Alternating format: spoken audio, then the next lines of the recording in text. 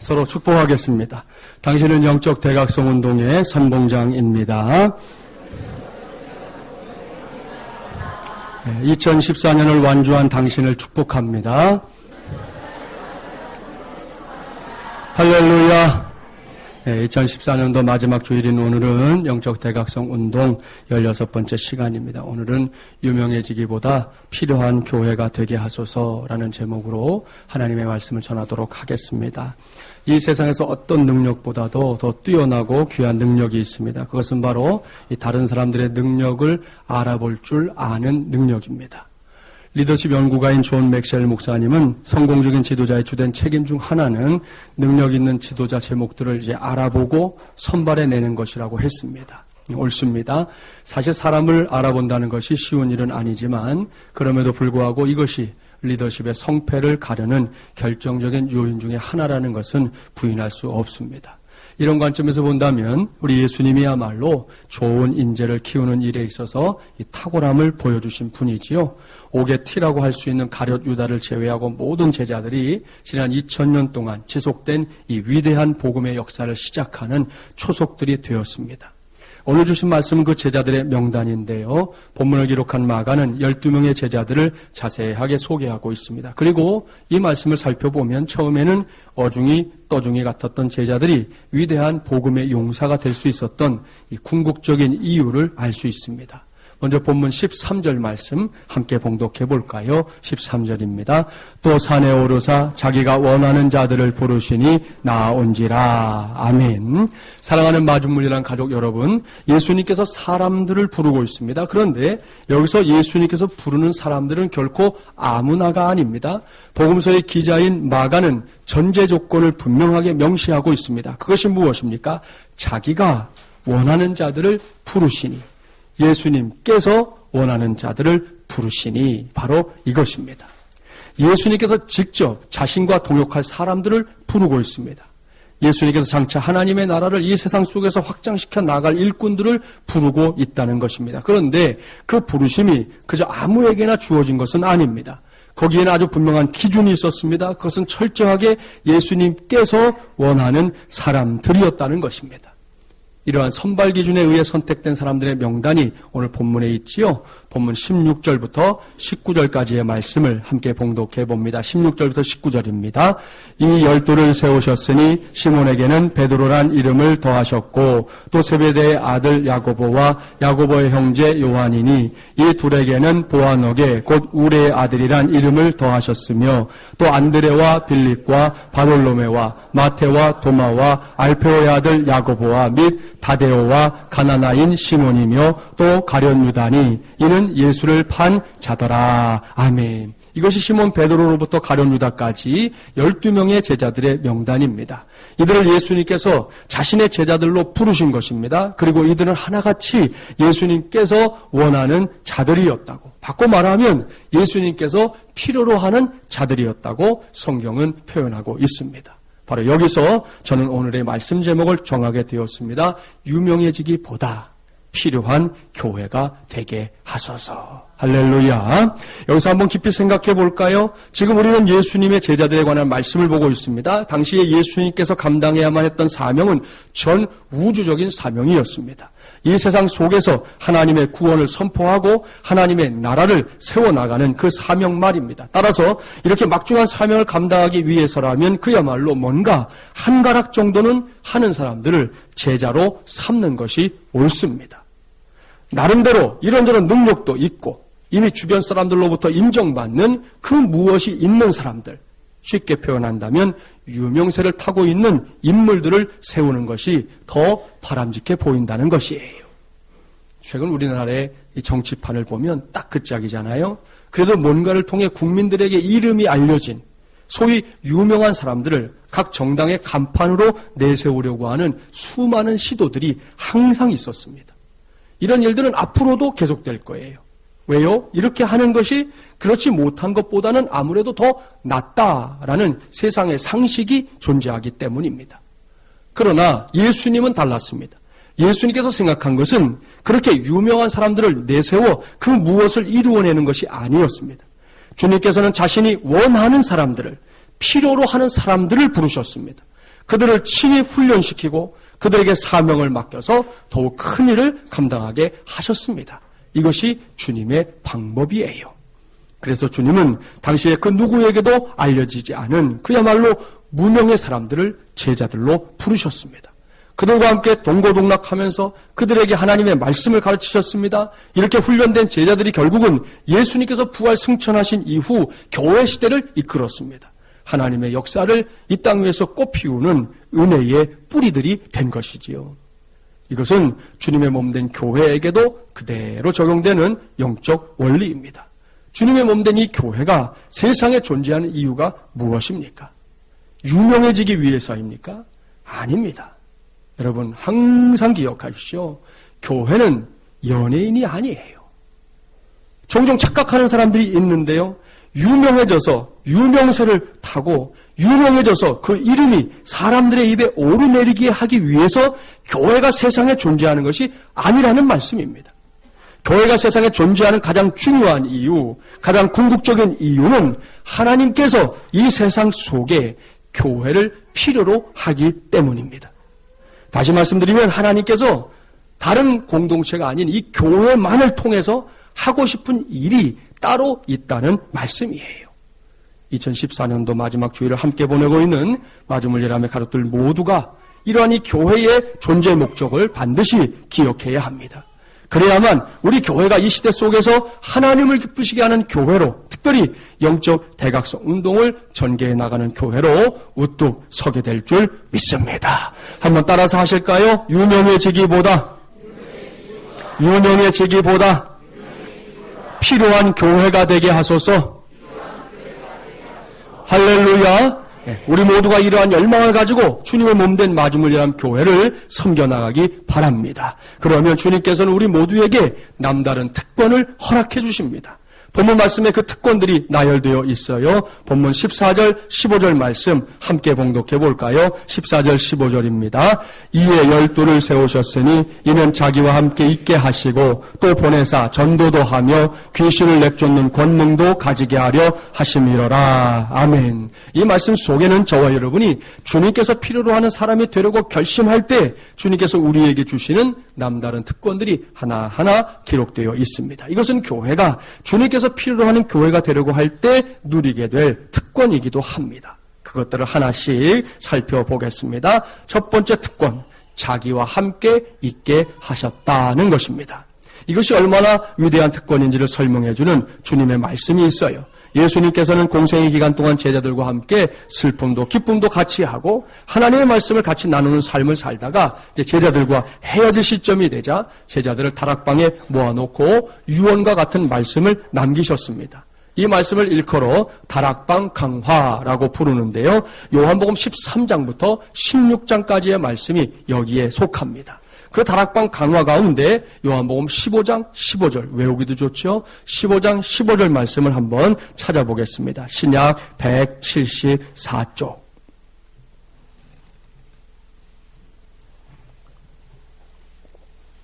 요한복음 15장 15절 말씀.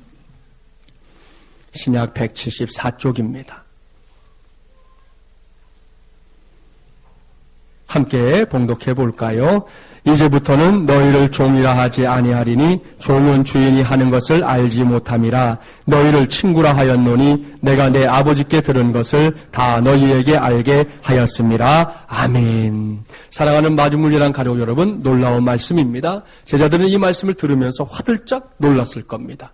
이 유대인들의 문화적 정서는 우리나라와 매우 비슷합니다. 이스라엘에서 이제 스승과 제자의 관계는 곧 주인과 종의 관계에 비교할 만한 것입니다.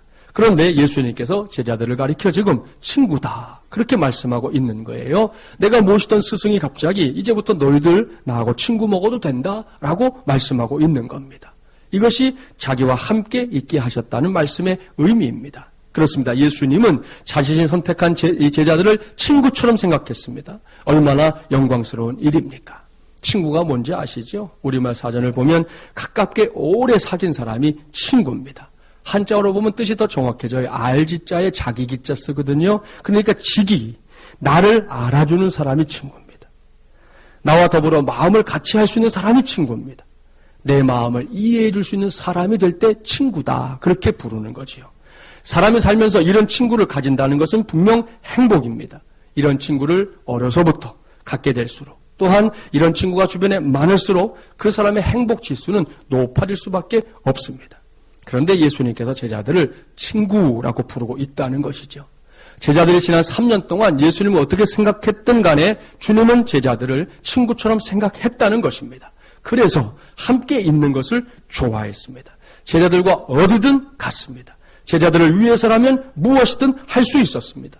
이런 과정을 통해 제자들은 자연스럽게 주님을 배웠습니다. 주님의 마음을 배웠고요. 주님의 생각을 배웠습니다. 주님의 뜻을 깨달아 갔습니다. 제자들은 이러한 특권을 힘입어 오늘날 우리가 알고 있는 위대한 사도들이 된 것입니다.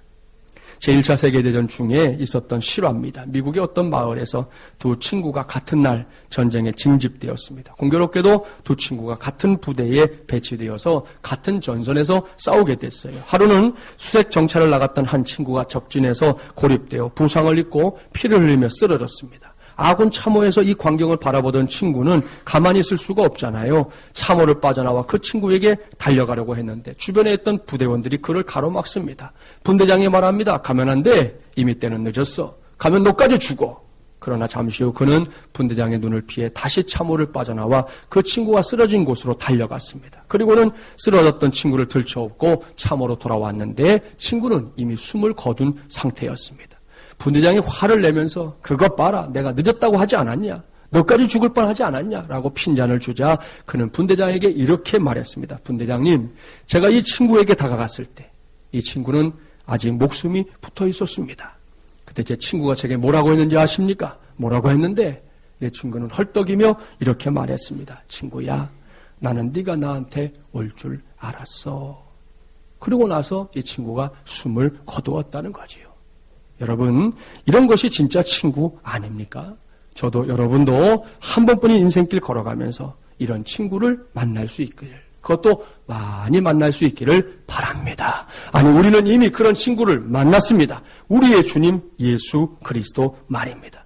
예수님은 제자들에게 이런 친구가 되어주셨고요. 또한 오늘은 우리의 친구가 되어주실 것을 약속하고 있습니다. 그야말로 죽을 수밖에 없는 우리를 찾아온 친구입니다. 우리를 죄로부터 사망으로부터 구원해 주셨습니다. 그때부터 지금까지, 아니 이 세상이 끝나는 그 순간까지 주님은 반드시 우리 모두의 친구가 되어주시는 분인 줄 믿습니다. 이것이 유명해지기보다 필요한 교회가 되기를 열망하는 하나님의 교회가, 그리고 그러한 교회를 세우고자 하는 하나님의 종들이 누릴 수 있는 첫 번째 특권입니다. 주님이 함께하는 복.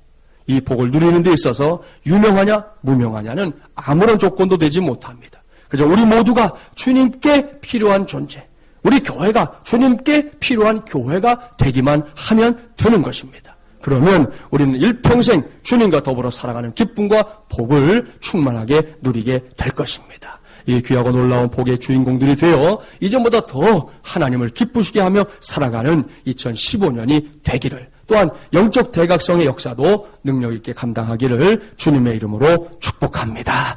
유명해지기보다 필요한 교회가 되려고 하는 교회와 성도들이 누리게 될 두 번째 특권은 보내사 전도를 하게 하신 것입니다. 이 말씀을 잘 기억해야 합니다. 우리는 전도와 관련된 기도를 하면서 종종 이렇게 표현하는 것을 들을 때도 있고 사용할 때도 있습니다. 천사도 흠모할 만한 복음의 증인이 되게 하여 주시옵소서. 이런 기도 해보신 적도 있고 들은 적 있지요. 적절한 표현입니다. 그렇기 때문에 여기에서 전도에 관한 우리의 의식이 바뀌어야 합니다. 전도는 결코 의무나 책임감에서 비롯된 행동 아닙니다. 전도는 분명히 남다른 특권입니다. 각별한 은혜요, 특별한 혜택이라는 말씀입니다. 따라서 오늘 이 시간을 통해 전도에 대한 우리의 인식의 대전환이 필요합니다. 이러한 인식전환이 없다면 전도는 우리에게 영원한 부담감으로 남고 말 것입니다.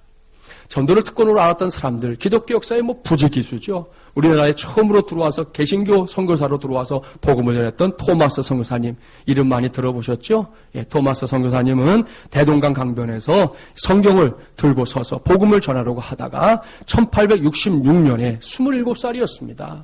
그 당시에 30도 안 된 이 정말 젊은 나이로 순교했습니다. 그 당시에 이 목뱀을 당했는데요. 사진 찍고 이런 게 없었으니까 그림으로 저렇게 묘사를 해놨는데 대동강변에서 그냥 한순간에 목이 잘려 나갔습니다. 그러니 그의 죽음이 장사나 제대로 치러졌겠습니까? 그 시신이 어디로 갔는지 누가 알겠습니까? 그럼에도 불구하고 그는 한 번뿐인 인생을 미친 것처럼 살았습니다. 왜입니까? 그는 예수 그리스도의 복음을 위해 그 생명을 바칠 때 하늘로부터 오는 놀라운 복이 있다는 사실을 확실하게 믿었기 때문입니다. 그의 믿음은 현실이 되었어요. 토마스 선교사님을 저렇게 목 베어 죽게 한 사람이 누구냐 하면 박충권이라는 사람입니다. 이 사람 사진이 있더라고요. 바로 이분이에요. 박충권 씨가 그러고 나서 성경을 읽게 됩니다. 그리고 훗날 교회 영수, 오늘로 말하면 담임 목사가 되어서 목회까지 하게 된 사람이 바로 저 박충권 씨예요. 또한 그로부터 복음을 전해들은 친척 이영태 씨는 훗날 레이놀드 선교사님을 도와 성경 번역의 1등 공신이 되었습니다. 당시 토마스 선교사님이 남긴 성경책이 성경책 중에 세 권을 최치강 씨가 박영식이라는 사람에게 주었는데 이 박영식 씨는 그 성경책을 받아가지고 가갖고는 읽으려고 한 게 아니라 다 분해해가지고 그 당시 종이가 귀하니까 도배를 했어요, 집을.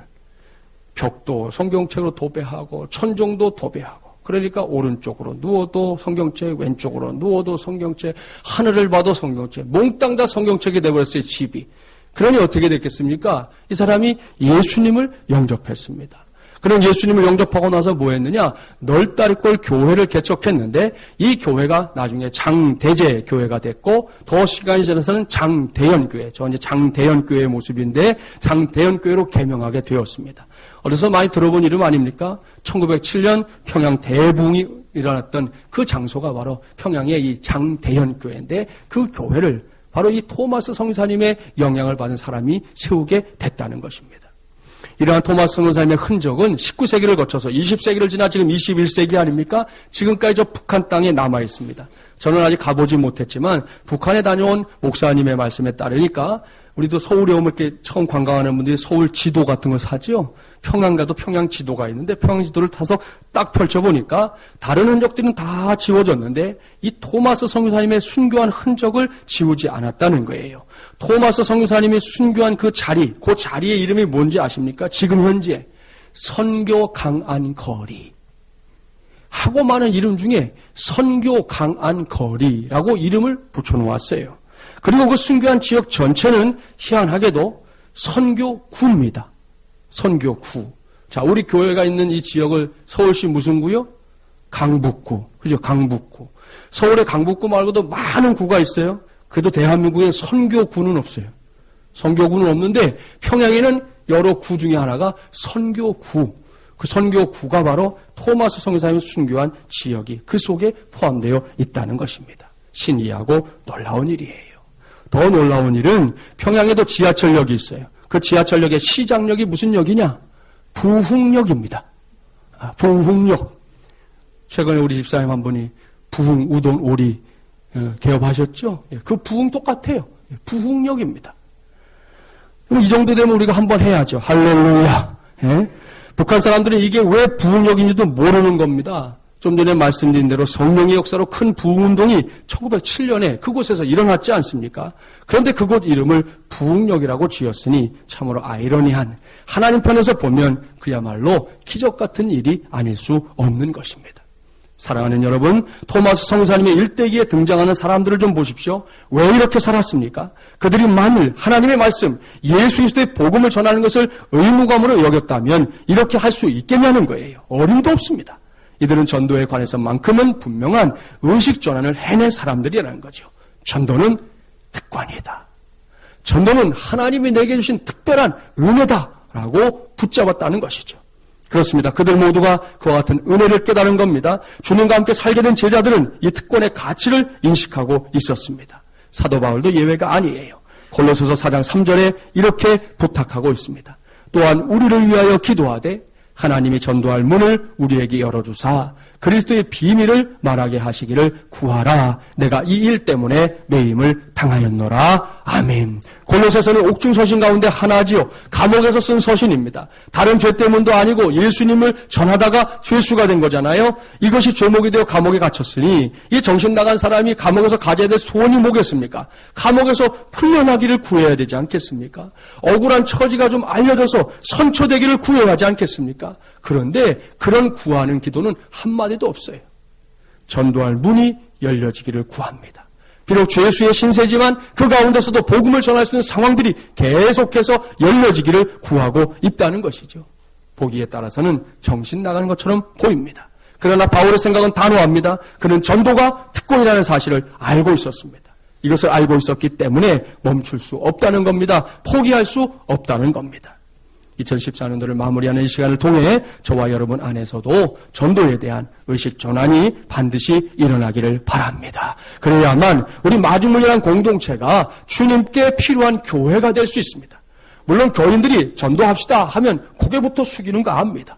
전도합시다 하면 딴전 피는 거 압니다.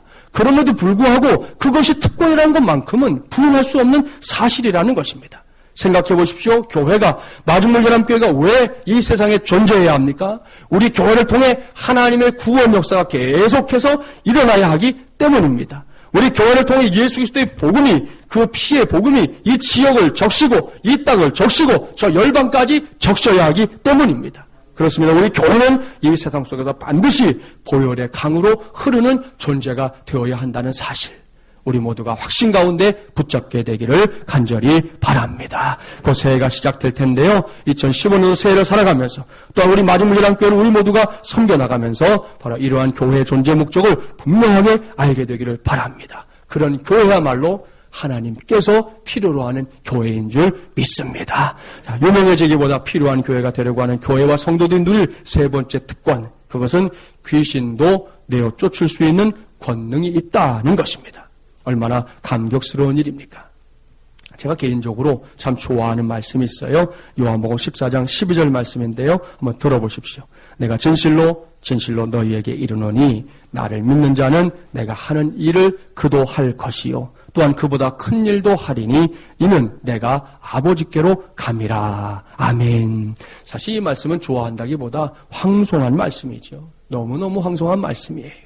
우리가 예수 그리스도를 구주로 믿는다면, 우리가 그분의 제자가 된다면 주님께서 행하신 일들을 하는 것은 물론이고 그것보다 더 큰 일도 할 수 있다고 말씀하고 있기 때문입니다. 이것은 주님께서 자신의 권세를 우리에게 위임한다는 말씀이지요.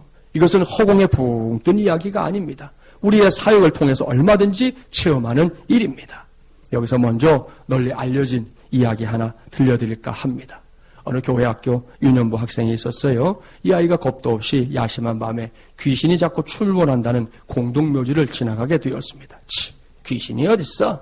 이렇게 의심 반 호기심 반으로 지나게 되었는데 불사, 이게 웬일입니까? 진짜 귀신이 눈앞에 나타났어요. 얼굴을 꼬집고 볼을 때려보기도 했지만 아프기만 할 뿐 귀신이 진짜 눈앞에 보이는 거예요. 그것도 점점 다가오고 있었습니다. 이때 이 아이는 너무 무서운 나머지 그 자리에서 온몸이 굳어버렸고 도망칠 수도 없었습니다. 그때 머릿속에서 번뜩하고 전도사님의 설교가 떠올랐습니다. 친구들, 찬양을 크게 부르면 귀신은 도망가요. 무서울 땐 크게 찬송하세요. 알았죠? 그러나 이 아이 너무 겁에 질린 나머지 마땅히 부를 찬송이 떠오르지 않았습니다. 어쩌지? 무슨 찬양을 부를까? 에이씨, 생각이 안 나. 귀신은 무서운 얼굴로 점점 그리고 빠르게 아이에게 다가오고 있었습니다. 마침내 귀신이 아이의 얼굴 앞까지 다가온 순간 이 아이가 드디어 두 손을 내밀고 찬양을 부릅니다. 당신은 사랑받기 위해 태어난 사람. 이렇게 불렀어요. 이게 1탄이에요. 2탄도 있어요. 아이의 찬양에 당황한 귀신도 당황하나 봐요. 이내 감동을 받더니 눈물을 쏟기 시작했습니다. 그리고 그 귀신이 또 이렇게 대답했습니다. 감사해요. 깨닫지 못했었는데 내가 얼마나 소중한 존재라는 걸 그렇게 불렀다는 거죠. 우스운 이야기지만 의미도 있는 이야기입니다. 우리에겐 이미 귀신을 제어할 수 있는 권세가 있다는 사실을 말해주고 싶어하는 이야기이기 때문입니다. 이제 실제 사례를 하나 말씀드리려고 해요. 이 시간에 소개할 이분을 제가 처음으로 알게 된 것은 청년 사역에 뛰어들었던 1999년이었습니다. 당시 제가 사역했던 청년 공동체에서 좋은 동역자가 되어주었던 한 자매의 어머니입니다.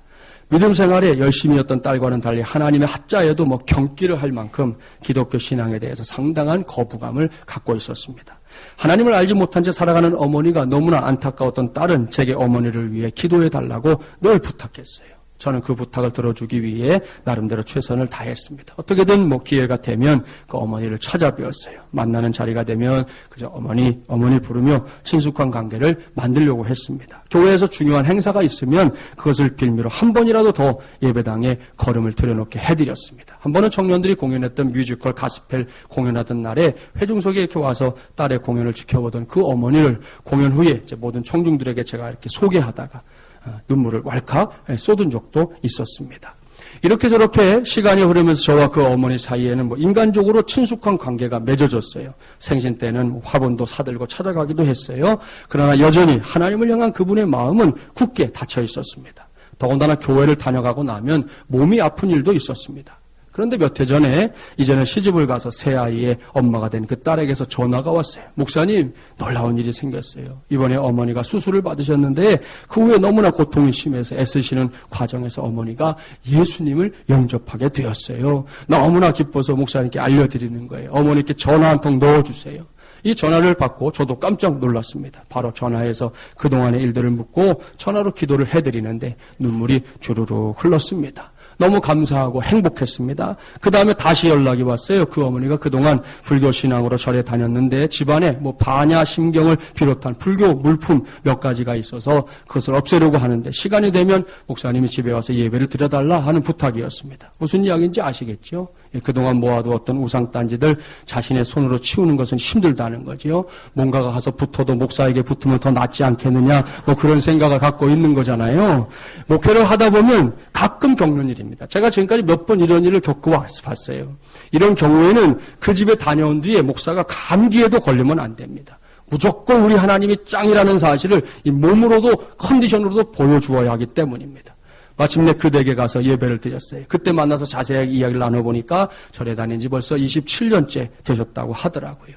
그렇게 불교에 심취해 있던 분인데 하나님께서 만져주신 거지요. 예배를 드리는 내내 어머니는 귀를 쫑긋 세우고 목사의 메시지에 귀를 기울여 주었습니다. 아멘, 아멘 하는데 그 모습이 얼마나 귀하고 아름답던지요. 말씀을 마치고 기도할 때 저도 어머니도 또 예배에 참석한 두 딸도 눈물을 쏟아가며 하나님께 감사 기도를 올렸습니다. 이렇게 은혜 가운데 예배를 마치고 나오는 길에 벽에 걸려있던 불심이라고 하는 글씨 반야심경 써져 있는 대형 액자 벽에서 떼어냈습니다. 대문 위에 걸려있었던 부적 제 손으로 직접 떼냈습니다. 하나님께서 승리하는 순간이었습니다. 모든 영광을 하나님께 돌려드립니다. 그때 얻은 전리품 제가 잘 갖고 와서요. 처리할 건 처리하고 또 보관할 건 보관하고 그러고 있어요. 궁금한 분은 제 방으로 오시면 보여드릴게요. 예. 여러분, 이것은 그저 한 예의에 불과합니다. 이 시간을 빌어 당부합니다. 담대한 믿음을 가지십시오. 하늘과 땅의 모든 권세를 가지신 주님께서 우리 모두에게 그 권세를 위임해 주셨기 때문입니다. 이를 명심하고 제발 주님의 이름으로 구하기를 기뻐하십시오. 또한 세상을 두려움의 대상으로 보지 말아야 합니다. 세상은 우리가 벌벌 떨 대상이 아니라 정복하고 다스려야 할 대상이기 때문입니다. 귀신들도 압니다. 저와 여러분이 예수쟁인지 아닌지 말입니다. 저는 신학교 다닐 때 신내림 받은 사람이 저만 보면 머리가 아프다고 도망하는 체험 많이 했었습니다. 여러분, 그러니까 저를 띄엄띄엄 보지 마세요. 제가 그 정도는 된다고요. 예? 어디 저뿐입니까? 여러분도 마찬가지입니다. 귀신도 알고 주력랑을 칠 수밖에 없는 사람들, 그들이 바로 예수 그리스도의 제자된 저와 여러분인 줄 믿습니다. 이것이 하나님께서 우리에게 주신 영적 권세라는 것이죠. 그까지 귀신은 범접도 못합니다. 그와 같은 권능이 세상 속에서 유명해지기보다 필요한 교회가 되기를 힘쓰는 교회와 성도들에게 주어진다는 사실을 꼭 기억하기 바랍니다. 왠지 아십니까? 교회가 하나님의 위대한 역사를 계속해서 감당해야 하기 때문입니다. 여기까지 저는 오늘 우리 마주물리라는 공동체가 한 해를 보내면서 영적 대각성 운동의 선봉장이 될 수 있는 또 하나의 길을 소개했습니다. 그것은 유명해지기보다 필요한 교회가 되는 것입니다.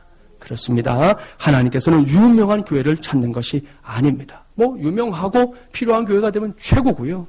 그런데 유명하기만 해서는 그 별로 영향가 없다는 거 우리 이미 알고 있습니다.